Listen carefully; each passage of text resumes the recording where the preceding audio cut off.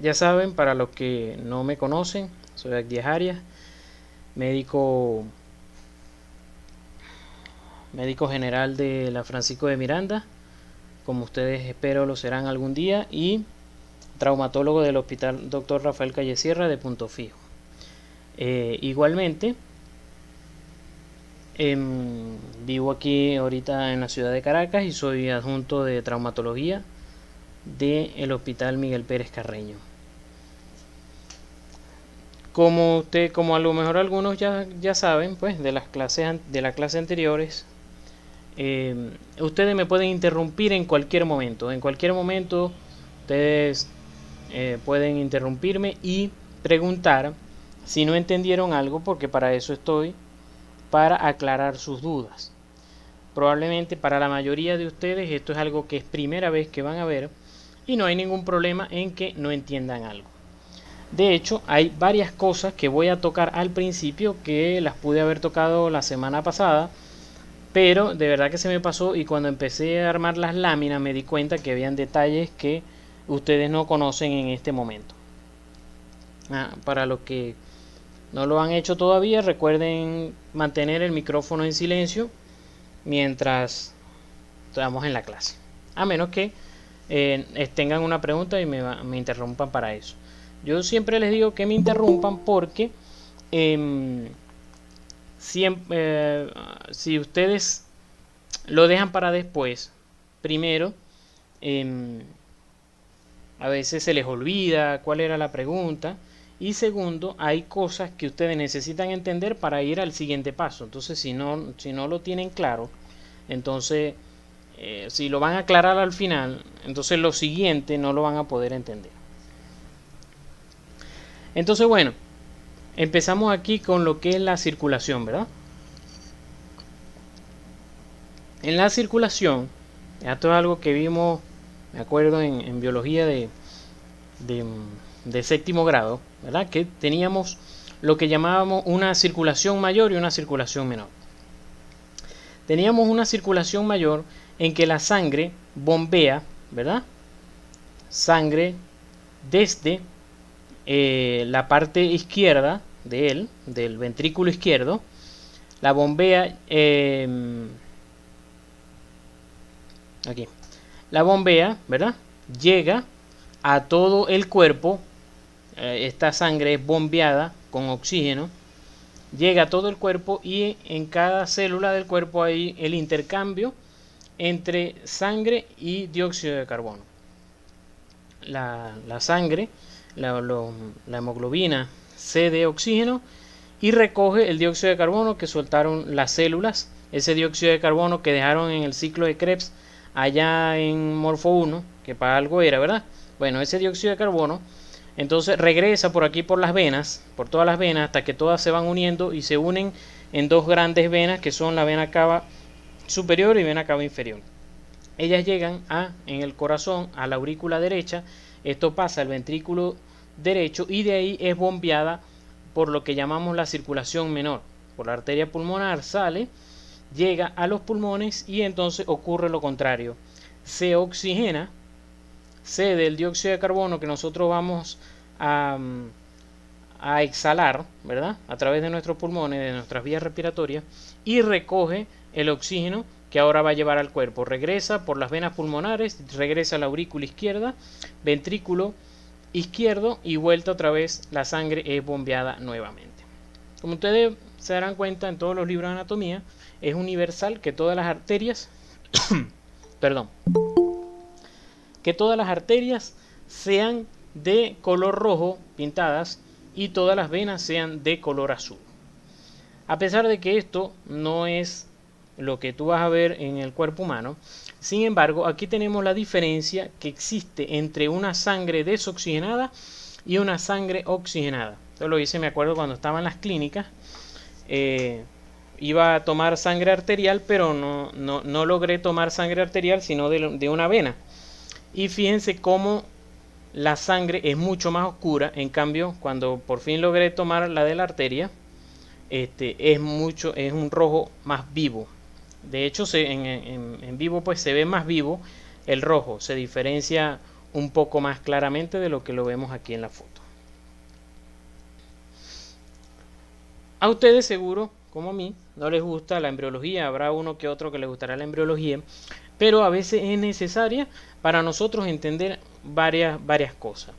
No sé si se acuerdan, y eso me acuerdo que se ve en Morfo 1 y hasta en Trabajo Comunitario 1, el desarrollo del embrión que se va convirtiendo en disco bilaminar, después el disco trilaminar, que de donde se van a surgir varios tejidos que nos van a dar los diferentes órganos, que son el ectodermo, el endodermo, ¿verdad? El mesodermo. Bueno, lo cierto es que este es el tejido, ¿verdad? Este es el disco trilaminar. Esto es como decir, imagínense que esto es lo que va a ser el cuerpo, pero esto que estamos haciendo aquí, este corte que se hizo aquí, es un corte axial. Es decir, que dividimos el embrioncito que se va a formar, lo dividimos en una parte superior y esta es la parte inferior, ¿verdad? Esto entonces se va a dividir y fíjense aquí hacia posterior, porque entonces esto sería anterior y esto sería posterior. Aquí vemos hacia posterior se está formando lo que es el tubo neural, lo que va a formar lo que es la médula espinal, las vértebras y todo eso. Igual aquí un poquito hacia adelante se está formando un tubo que es único al principio, que es lo que va a ser luego el tubo digestivo. Recordemos, vuelvo y lo repito, esto es un corte axial o transverso de un embrión o del disco trilaminar.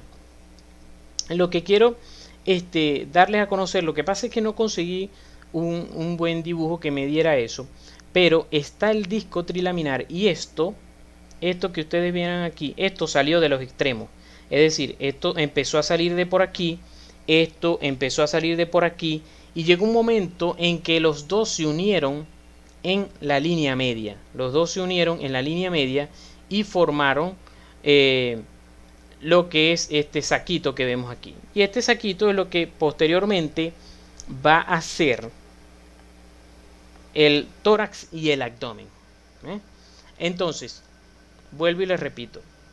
Tenemos el disco trilaminar que salió tejido a través de sus bordes y se unieron en la línea media. Es por ello que ustedes se dan cuenta a través de su cara, a través del cuello, a través del tórax, del abdomen, ven como una línea media que hay allí, dibujada. Y eso es porque en vida embrionaria eso se unió allí. Entonces, de este origen, de aquí a nivel posterior, porque entonces esto es lo que quedaría posterior, donde está la médula espinal y donde va a estar la médula espinal y la columna, ahí eso fueron saliendo nervios y arterias, ¿verdad? Por eso también la aorta está aquí atrás, porque va a salir todo de allí, nervios, arterias, que van a correr a través de las paredes, de la pared torácica o abdominal, y que van a ir inervando e irrigando los nervios. Perdón, ir inervando e irrigando los tejidos, lo que es piel, tejido celular subcutáneo y el músculo. Entonces fijémonos, ¿verdad? Aquí tenemos un corte transversal de un tórax, ¿verdad? Un tórax, un abdomen, más o menos. Vamos a decir que es en la parte media porque aquí está el esternón. Sin embargo, esto tiene más similitud con los músculos oblicuos del abdomen. Sin embargo, bueno, lo cierto es que entonces, fíjense que aquí está la vértebra, una vértebra de la columna vertebral, y de aquí, dentro, en este agujerito, que lo llamamos conducto raquídeo, está la médula espinal, de donde van a salir nervios que van a discurrir, como les expliqué anteriormente, que van a discurrir a través de lo que se convirtió en la pared torácica y la pared abdominal. Entonces, bueno, yo creo que algunos me preguntaron que por qué no daba columna vertebral. Y es porque no me gusta mucho. Y a mí lo que no me gusta, no me gusta sencillamente explicarlo, porque entonces no lo hago como debe ser. No me inspira, vamos a decir. Entonces, pero después me di cuenta que a juro tengo que hablarles un poquito de la columna, porque muchos músculos se van a insertar en la columna. Entonces voy a hablarles, vamos a decir por encimita. Aquí tenemos dos vértebras, ¿verdad? Tenemos dos vértebras y una encima de la otra. Entre ellas está el disco intervertebral. Hablamos un poquito de eso cuando vimos articulaciones. Y esto es lo que llamamos el cuerpo vertebral. Y detrás está un agujero.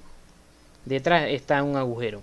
Este agujero, al colocar una vértebra sobre otra, va a formar un conducto. Tienen que ir aprendiendo estos términos, porque en anatomía vamos a decir que, entre comillas, todo es exacto. Todo tiene un nombre con una definición del porqué.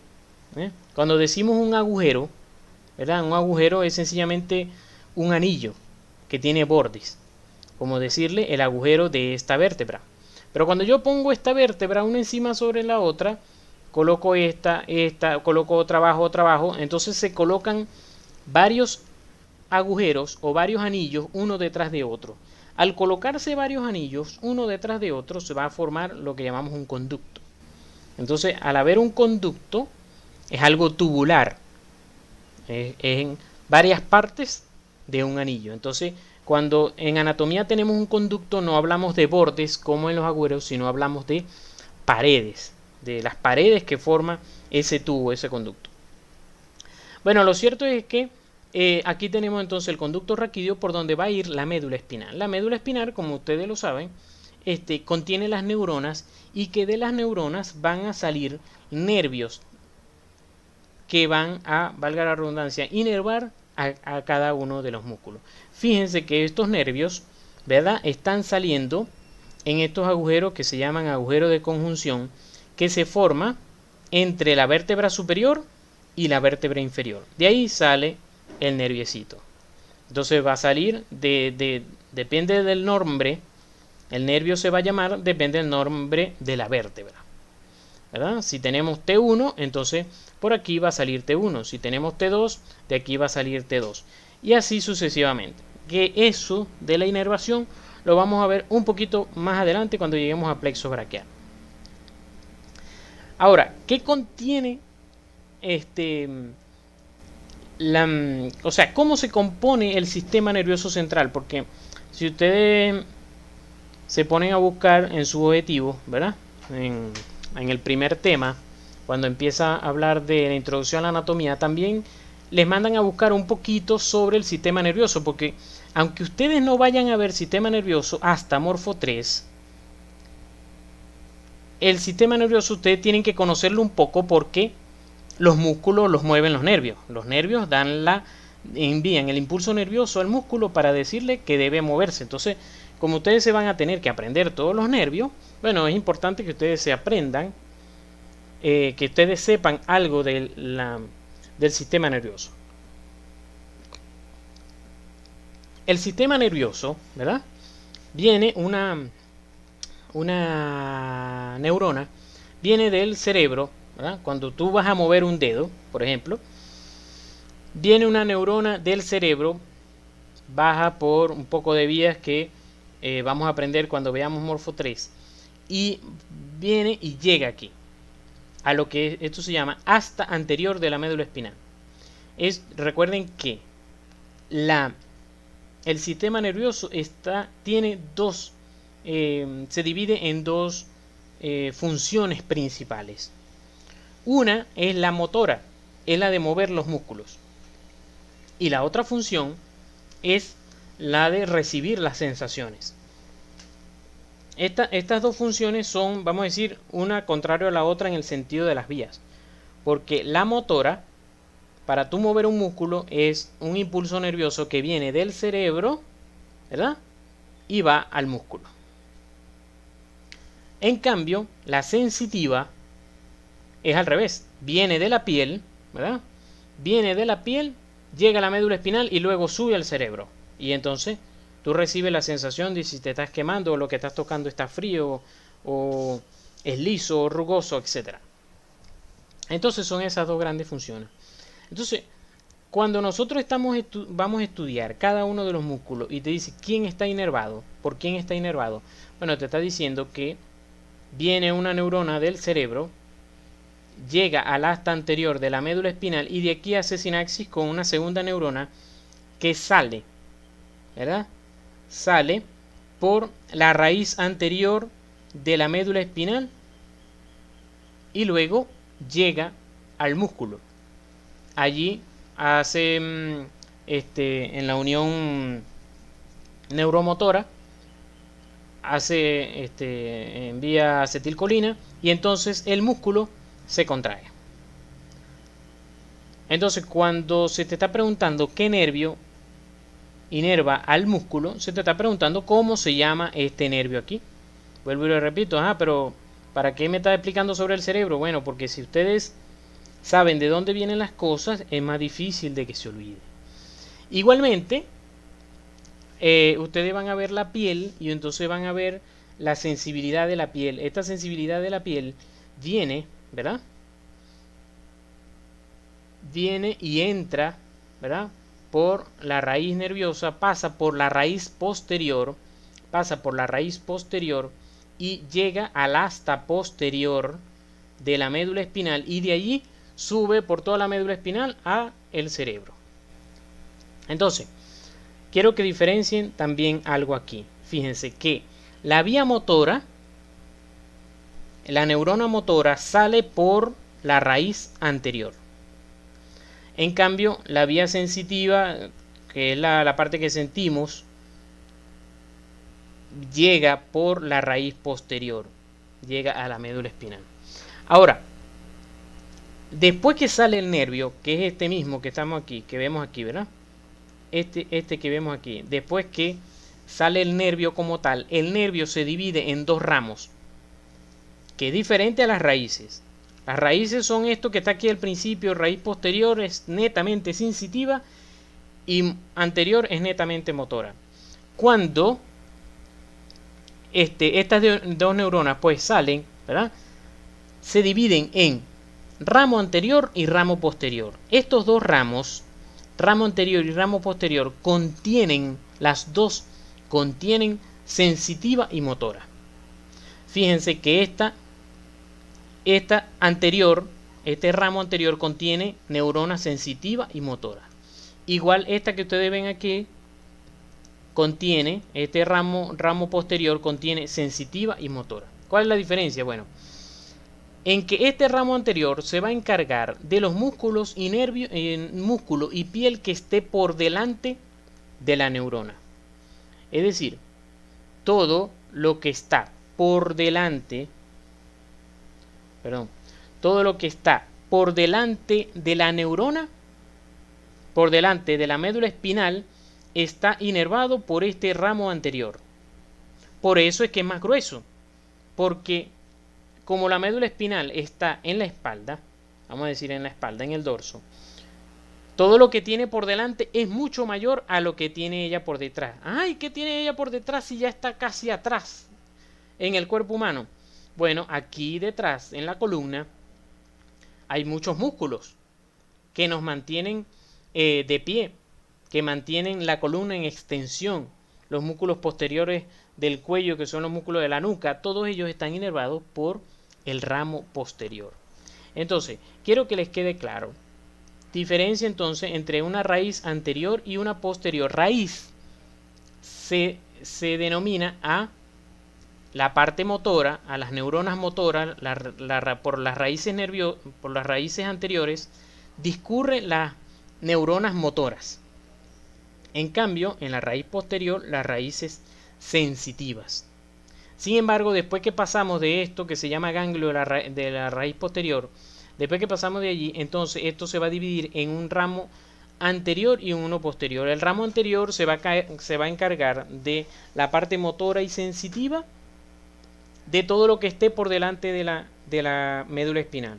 En cambio, el ramo posterior, que es más finito, se encarga de la piel y de los músculos que están detrás de la médula espinal. Por eso es que también yo traje este dibujito, porque el tubo neural, ¿verdad?, es el eje del cuerpo y es a partir de él que van a salir estas prolongaciones que van a formar las paredes de del tórax y el abdomen. Y es por eso entonces que con estas paredes, con este tejido que aquí es prácticamente microscópico en este momento, van a salir nervios, arterias con él que van a ayudar a la irrigación y inervación de cada uno de los músculos. Y por eso ustedes se van a dar cuenta que en muchos músculos las arterias y los nervios están cerquita, están combinados, porque sencillamente embriológica, desde el origen embriológico, ellos salieron juntos.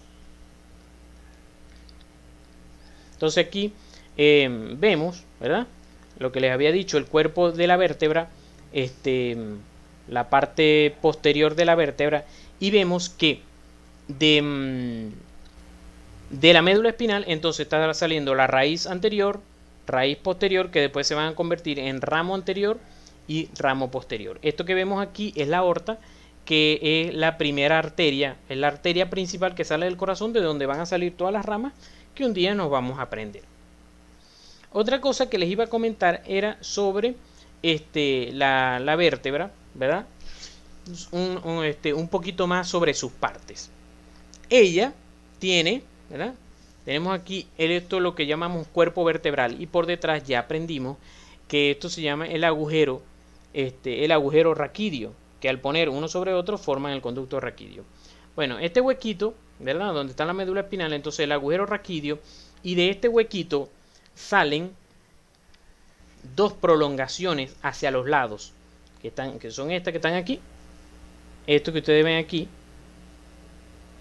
un poquito más hacia allá, que es como si fueran una alita.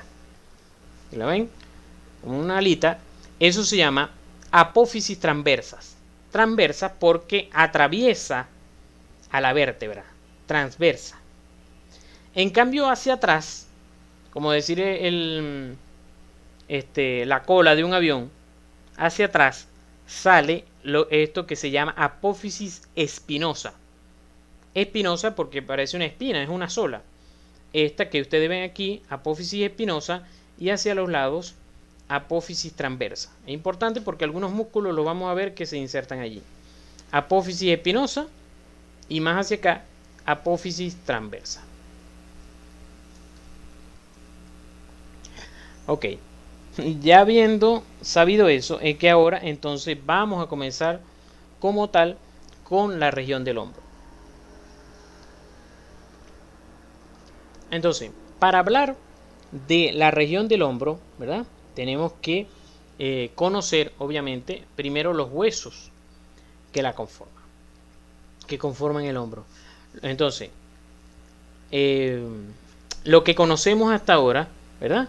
Bueno, yo sé que esto es el tórax, ¿verdad? Esto es el tórax, y que estos palitos que vienen aquí son las costillas. Estas costillas se unen a cartílagos que finalmente se van a unir en un eje central por delante, en un hueso central que se llama esternón, que tiene sus partes, ¿verdad? Manubrio esternal, esternón, y a nivel posterior estas costillas se van a unir en la columna vertebral. Y entonces así se va a formar la caja torácica. Eso es, vamos a decir, parte de lo que es el esqueleto axial. Parte de lo que es el esqueleto axial, porque es el esqueleto central. En cambio, lo que vamos a ver ahora es el esqueleto apendicular, es decir, el esqueleto adicional, que son las extremidades. Esto se le llama central porque contiene los órganos que son vitales. En cambio, esto es como que órganos adicionales, que obviamente para nosotros los traumatólogos no es algo adicional, sino que es también muy importante, pero bueno, así lo llamaron en anatomía. Entonces, vamos a empezar, ¿verdad?, con el miembro superior, y entonces nos vamos a quedar aquí arriba en lo que es la región del hombro.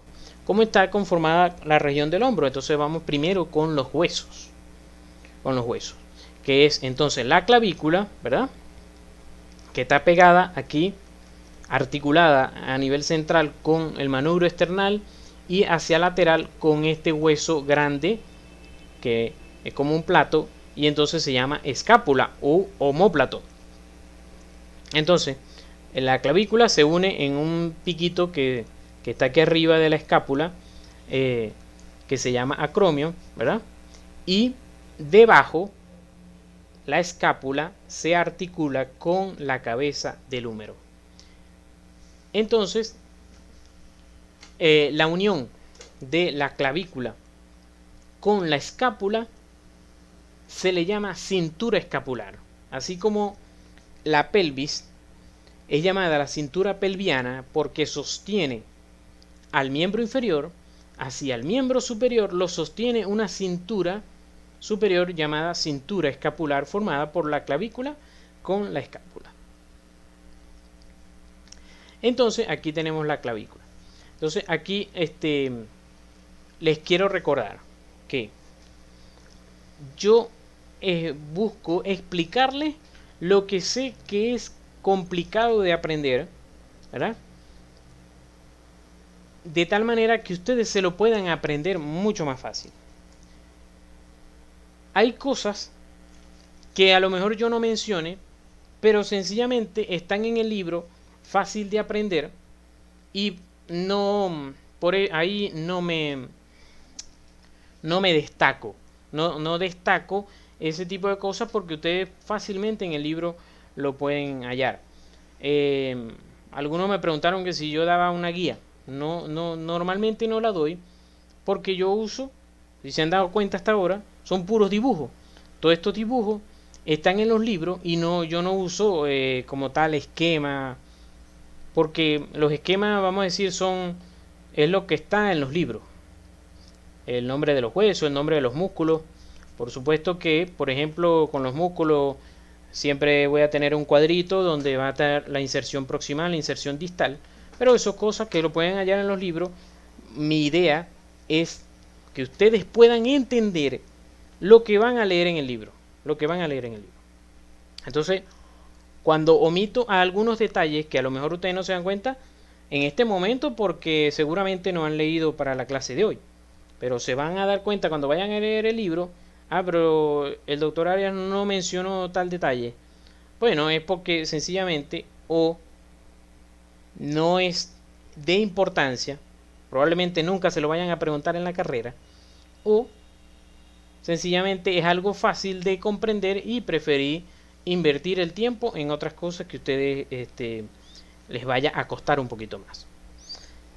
Entonces, continuando, tenemos lo que es la clavícula, ¿verdad? La clavícula es un hueso alargado que se articula, como dije, medialmente con el manubrio esternal y lateralmente con el acromio de la escápula.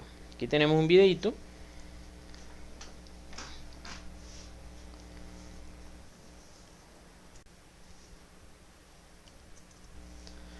Ven cómo se articula aquí con el manubrio del esternón y allá con la escápula, con el acromio de la escápula. Vimos la semana pasada, ¿verdad?, que aquí se va a formar una articulación llamada encilla de montar, que le va a permitir a la clavícula moverse. Aquí está, fíjense cómo está cerquita de lo que es la primera costilla.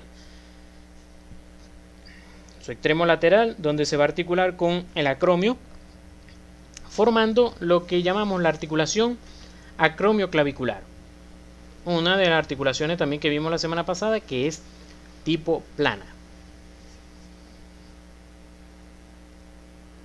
Entonces, si se fijan, la clavícula, a pesar de que es un hueso alargado, es un poco plana. Es un poco plana. Si la vemos aquí, cuando se voltea hacia abajo, es un poco plana. Entonces, por eso cuando ustedes vean en el libro les va a decir que tiene una cara superior, que es esta, y una cara inferior. Y entonces tiene un borde, que estoy señalando aquí, un borde posterior y un borde anterior.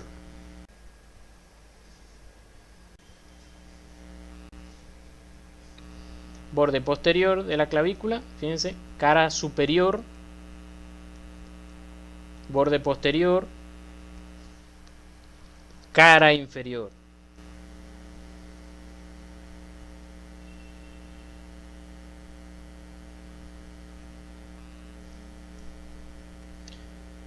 Aquí le pongo fotico, yo tiendo a colocar cosas de patología de las fracturas, de lesiones, para que vean un poco la importancia de aprender todas estas cosas, porque hay veces que uno está viendo tanta información en anatomía y uno dice, pero esto será importante, y uno a veces cree que sí, a veces cree que no, pero fíjense.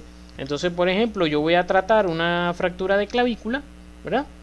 Y entonces tengo que saber la anatomía. Entonces aquí están los libros de traumatología, como van explicando que la clavícula se puede fracturar tanto con un golpe directo a nivel del hombro como con un golpe indirecto, es decir, que colocando la mano, la cabeza del húmero impacta tanto en la clavícula que puede fracturarla. Y entonces nosotros vamos a veces yo hablo un poco coloquial, pero es para que les quede más en la mente. Les queda un tuyuyo aquí al paciente y entonces el paciente llega, uno ve el tuyuyo, el paciente se cayó, bueno, lo más seguro es que tenga una fractura de clavícula, para que no se les olvide relacionar la clavícula. Aquí tenemos fractura aquí de clavícula, ven, lo que pasa es que no es una rayos X, no es una rayos X de frente del tórax, sino un poco oblicua para que se vea un poco mejor la fractura. Fíjense cómo la clavícula aquí se articula con el manubrio external y fíjense aquí va la clavícula, ¿ve? Y se interrumpe aquí. Continúa aquí abajo, continúa aquí abajo y aquí se articula con el acromio, que es este de la escápula que vamos a ver ahorita. Se operó y todo fino. Entonces ahora vamos a ver la escápula. La escápula es un hueso plano. Un hueso plano y es un hueso triangular. Como es un hueso triangular, ¿verdad? Entonces tiene tres bordes. Como les decía, entonces la escápula es un hueso triangular y por ende entonces tiene tres bordes como un triángulo o tres lados, ¿verdad?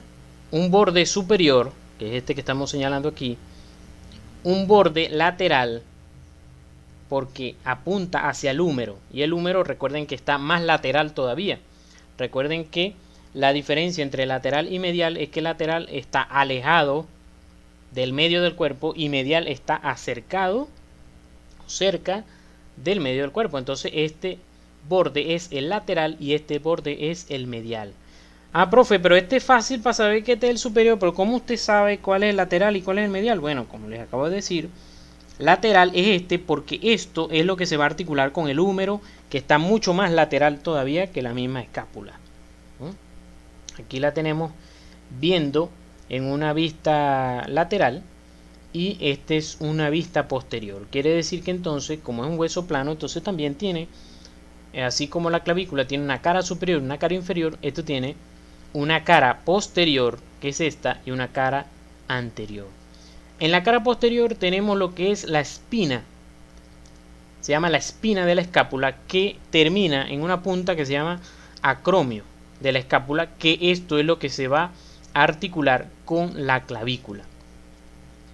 En la cara anterior es completamente lisa, ¿verdad? Y tenemos aquí, va a salir un tuyullito como un dedo, que es este que está aquí.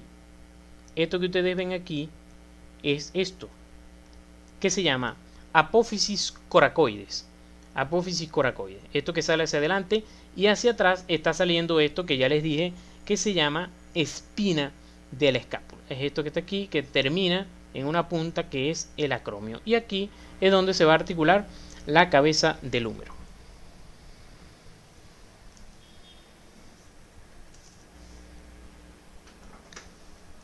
Entonces aquí tenemos la escápula, se coloca sobre el tórax, ¿verdad?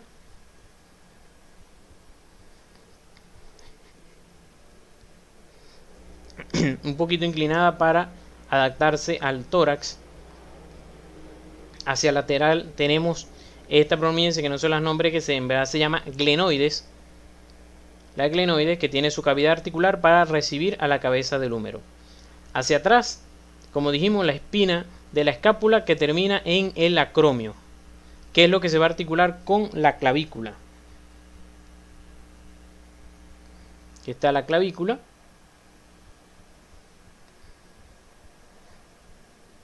Hacia adelante, esto llamamos fosa escapular, y el tuyullito que dijimos que se llama apófisis coracoides.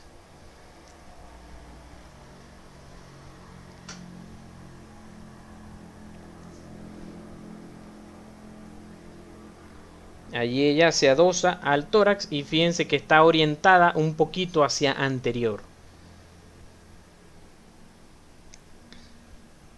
Entonces aquí tenemos las fosas, fosa supraespinosa, infraespinosa, espina de la escápula.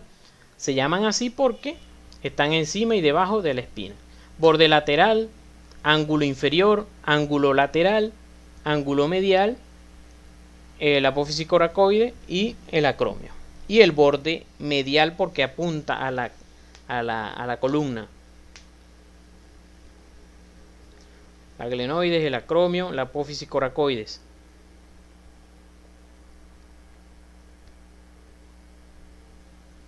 Clavícula con el húmero.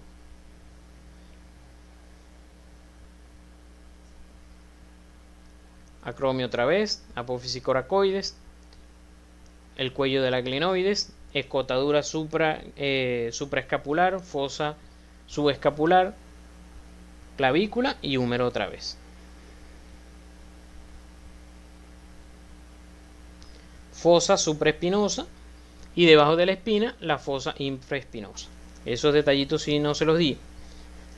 Tenemos aquí la espina de la escápula y por encima a esta zona de la escápula, o sea, esto es cara posterior de la escápula, por encima de la espina de la escápula tenemos una fosa llamada supraespinosa y debajo de la espina de la escápula tenemos esta zona más grande que se llama fosa infraespinosa. Igualmente, la glenoides tiene un tuyullito arriba y un tuyullito abajo, como unos piquitos. Aquí casi no se ve, pero son unos piquitos que se llaman tubérculo supraglenoideo y tubérculo infraglenoideo.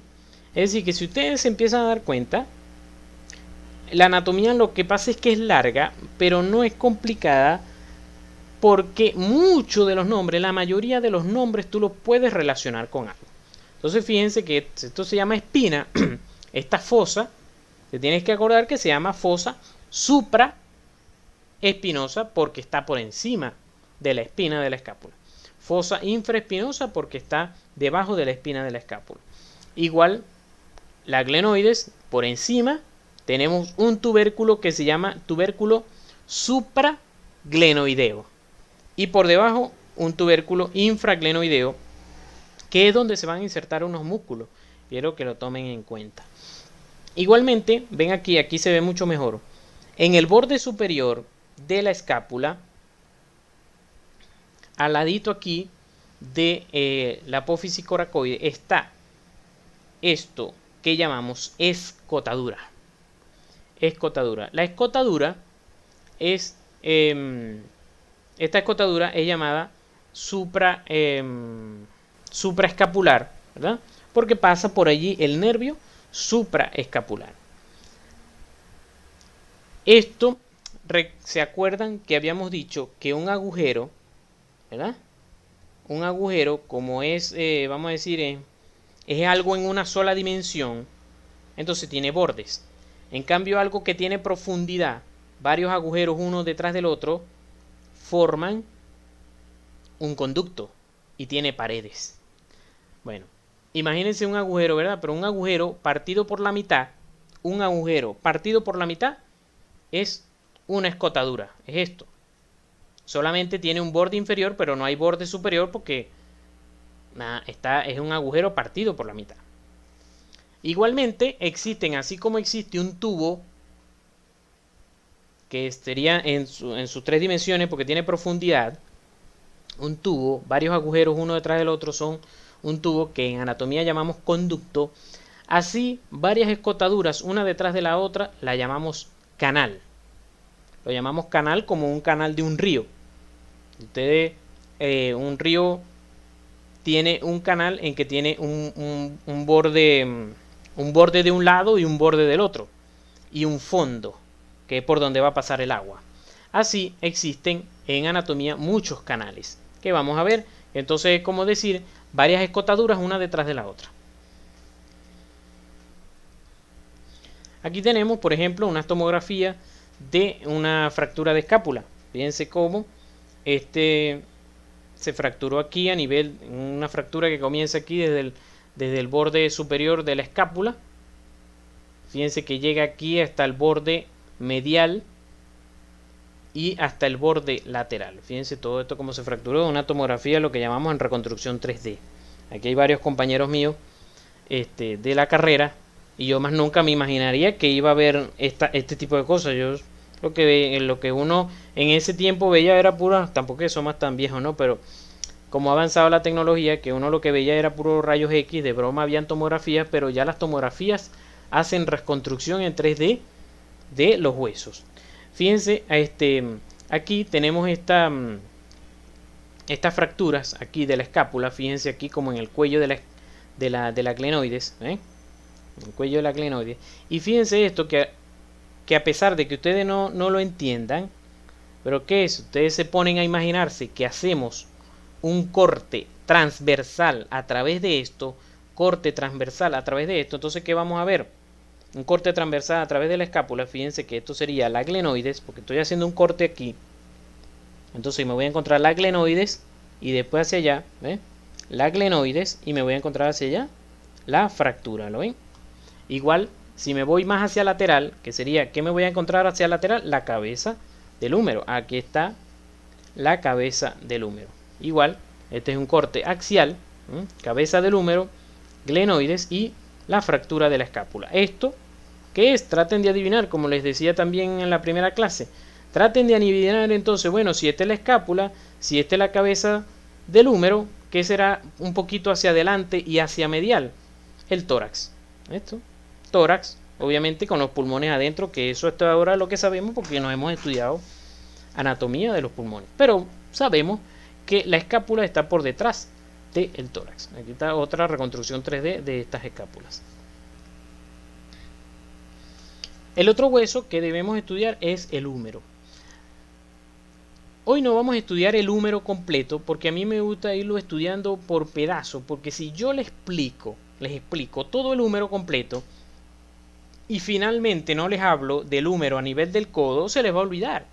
Entonces cuando yo dé la clase de brazo y codo, les hablo de la parte más inferior del húmero. ¿Se acuerdan que yo les había dicho que en anatomía, si vamos hacia arriba, si estamos en la extremidad de verdad, si vamos hacia arriba es superior, si vamos hacia abajo es inferior, y es como normalmente yo estudié cuando estaba en Morfo 2. Sin embargo, en traumatología se usa mucho, en vez de superior e inferior, se usa mucho proximal y distal, y es por eso que probablemente me van a escuchar más no mencionar esos términos proximal y distal más que superior e inferior. Entonces, aquí tenemos un húmero, un húmero derecho, ¿verdad? Que tenemos aquí. Vamos a comenzar de arriba hacia abajo. Primero, tenemos lo que es la cabeza humeral. La cabeza humeral, ¿verdad? Es prácticamente la mitad de una esfera que se va a articular con la glenoides de la escápula. Esta media esfera del húmero va a estar recubierta por cartílago. ¿Se acuerdan en la clase anterior que veíamos las partes de un hueso y decíamos que existía la diáfisis, la metáfisis y la epífisis? Bueno, la cabeza del húmero es toda la epífisis del húmero como tal. Luego debajo de ella viene un cuello. Recuerden que entonces en anatomía siempre todo lo que se llame cabeza o se llame cefálica, y entonces debajo va a haber un cuello, siempre. Entonces aquí tenemos la cabeza del húmero y debajo vamos a tener el cuello del húmero. Luego de ese cuello del húmero va a empezar lo que se llama la metáfisis del húmero, que como les dije, metáfisis porque está en el medio, meta de medio, en el medio entre la diáfisis y la epífisis, porque no es ni lo uno ni lo otro, ni es el extremo del húmero, ni es el medio del húmero. Entonces, bueno, lo llamaron metáfisis. Ahí en la metáfisis hay dos tuyuyos. Todos los huesos tienen unos tuyuyos. Hay dos tuyuyitos que los vamos a llamar El más chiquito, que es este, que es el que está más de frente, se llama troquín. O los libros ya más nuevos de anatomía lo llaman tubérculo menor. Sin embargo, yo lo voy a llamar troquín. Y más hacia lateral está un tuyuyo más grande que se llama troquíter. Troquín y troquíter. Todas esas cositas tienen que irlas teniendo en la mente porque allí se van a insertar los músculos que vamos a ver el día de hoy. Entre ellos dos, entre el troquín y el troquíter, entre la tuberosidad menor y la tuberosidad mayor, ¿ven esto que está aquí? ¿A qué se les parece? A un canal. Esto es un canal que es llamado canal bicipital. Canal bicipital porque el bíceps tiene un tendón que va a pasar a través de él. Entonces, bueno, sencillamente lo llaman canal bicipital. Vuelvo y les repito, en anatomía todo, bueno, no todo, la mayoría de las cosas tienen una relación con algo. Entonces esto se llama canal bicipital, no se le puede olvidar porque por ahí va a pasar el bíceps. Que se les olvide ahorita, está bien porque no han visto el bíceps, pero después que ustedes vean el bíceps y ven que pasa por aquí, no se les puede olvidar que el canal se llama canal bicipital. Claro, por supuesto, entonces como les digo, si ustedes se aprenden que esto es tubérculo menor y tubérculo mayor, es más fácil de aprender a como me hicieron aprender a mí troquín y troquíter. Entonces, bueno, lo hicieron ahorita un poquito más fácil a decir, bueno, esto es tubérculo menor y tubérculo mayor, porque aquí se inserta un solo músculo, en el tubérculo mayor se insertan tres. Vamos, debajo del tuyuyo, cuando ya la metáfisis se está convirtiendo en diáfisis, existe una zona en el húmero que se llama cuello también. Cuello. Pero resulta que lo llaman cuello quirúrgico porque es el sitio donde mayormente se fractura el húmero. Entonces, a el que está entre el cuello, que está entre la cabeza y la metáfisis, entre la epífisis y la metáfisis, se le llama cuello anatómico. En cambio, debajo, entre la metáfisis y la diáfisis, está otra zona, cuello también, pero se le llama cuello quirúrgico, porque es el sitio donde más se fractura el húmero. Vamos a ver entonces un poquito la descripción del húmero.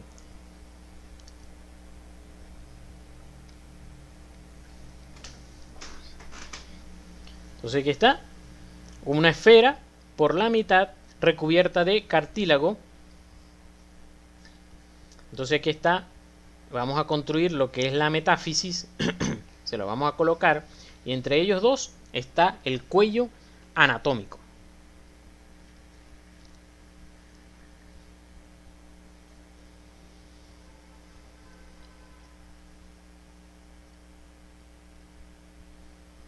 Surco bicipital o canal bicipital, donde está pasando, como ven, el tendón del bíceps. Y fíjense aquí me quiero detener un poquitico. Si ustedes parten la diáfisis del húmero, la parten, hacen un corte transversal, se fijan que no es completamente redondo como uno creería, sino que es prácticamente triangular. Todos los huesos largos, lo que son los principales, el del brazo, que es el húmero, cúbito y radio en el antebrazo, en el fémur y tibia y peroné, son huesos largos que cuando tú haces un corte transversal tienen forma triangular, como lo están viendo allí. Entonces, como tienen forma triangular, hay que darle nombre a esas zonas, para entonces nosotros, cuando estamos hablando de un músculo, el músculo tal pasa por la cara tal o pasa por el borde tal del húmero. Entonces, esto, ¿verdad? Esto que está completamente aquí anterior, entonces es el borde anterior del húmero, borde anterior del húmero. Esto que vemos hacia acá sería borde medial, porque voy hacia medial, y este borde sería el borde lateral del húmero. Borde anterior, borde lateral, perdón, borde medial y borde lateral. Entonces, tenemos tres caras. Tenemos una cara que está aquí, esta, que está entre el borde anterior y el borde lateral, una cara, esta, que está entre el borde anterior y el borde medial, y una cara posterior. Está fácil de identificar. Entonces esta cara se le llama también cara lateral, porque está hacia lateral, y esta cara se le llama cara medial, porque está hacia medial.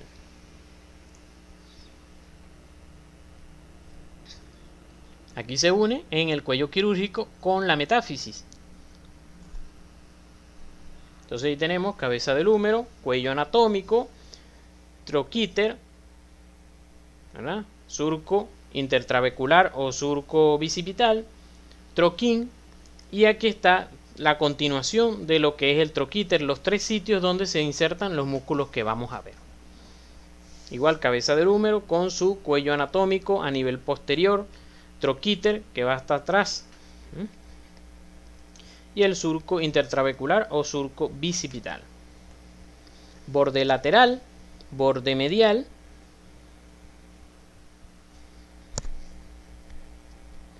y la eminencia deltoidea donde se va a insertar, eso que vimos al final, es la eminencia deltoidea donde se va a insertar el músculo deltoides. Vieron que no es tan difícil, se llama eminencia deltoidea porque es donde se va a insertar el músculo deltoide que viene de aquí arriba de la clavícula y la escápula y se inserta allí. Eminencia deltoidea.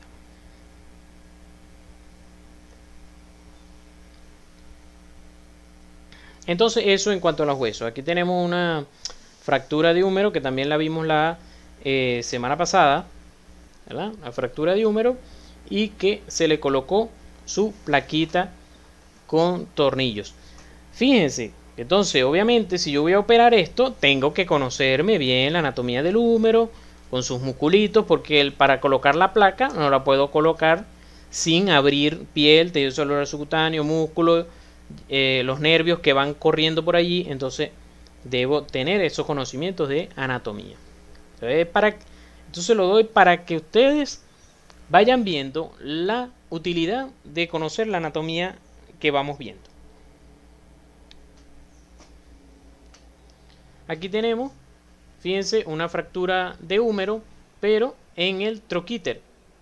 Se despegó aquí el troquíter, fíjense aquí. Igual, esta es otra fractura de húmero a nivel del cuello quirúrgico. Una fractura que no es simplemente transversa, sino que ven que hay como unos pedazos aquí, ¿verdad? Hay otros pedazos aquí. Entonces prácticamente una fractura con conminución. Igualmente hacia lateral, perdón, en la siguiente foto, vean esta fractura, que pareciera que fuera una pelotica de golf que quedó flotando allí, y fíjense, aquí está la diáfisis. Entonces, como quedó la cabeza y la diáfisis quedó aquí, entonces esta también es una fractura del cuello quirúrgico. Los músculos que vamos a ver ahorita son los que están haciendo que esto, que es el cuello quirúrgico, en vez de estar aquí, se vaya para allá para adentro. El desequilibrio que hay en una fractura es lo que hace eso, se desplace por los músculos. Aquí ven otra fractura del cuello quirúrgico, que a lo mejor para ustedes es un poquito difícil de ver, pero cuando nosotros vemos una fractura, lo que debemos ver es la línea, la continuidad de la línea, y fíjense que en un momento dado aquí se interrumpe. ¿Ven la continuidad de la línea? Y aquí se interrumpe. Igualmente, si van por aquí, llega un momento en que se interrumpe. Entonces es una fractura a nivel del cuello quirúrgico también. Le colocamos esta plaquita, ¿verdad? Y fíjense aquí, cuando existían los congresos de traumatología, le tomé foto a esta plaquita, que es esta misma que tenemos colocada aquí. Si tienen alguna duda, alguna pregunta, estoy aquí para responderles.